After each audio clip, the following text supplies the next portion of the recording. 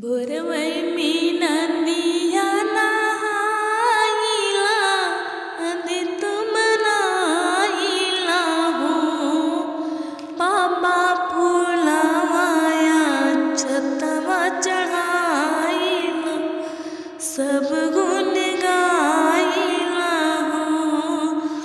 बाबा फुलवाया छतवा चढ़ाइला सब गुण गाइला हो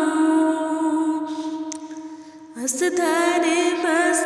गई बयानरिया से मांझिल हो बाबा आंगने मांगिला जोरे मथवा लगाइला हो बाबा आंगने मांगिला जोरे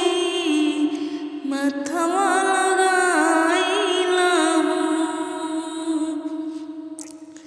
गजमोती चौका पुराइला अचरा बिछाइला हो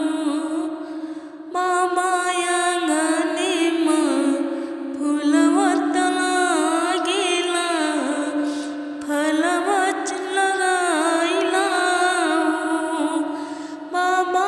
आंगने फूलवा लागेला फलवा लगाइला हो तन दे के कहेली गोतनिया हो इम बचवा बहिनिया हो तन दे के कहेली गोतनिया हो इम बचवा बहिनिया हो बाबा सुनी सुनी बोलली गोतनिया ता देखी मुस्काई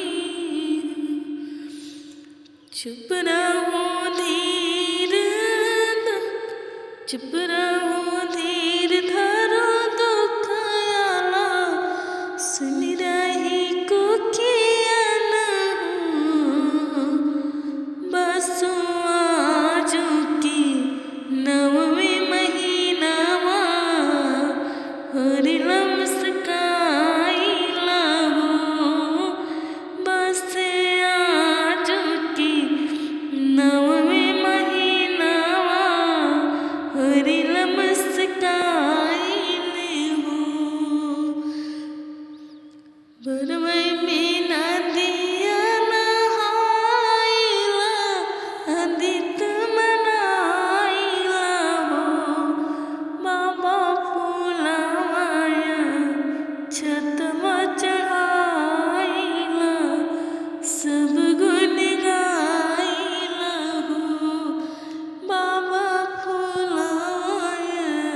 छतवा चढ़ाइला सब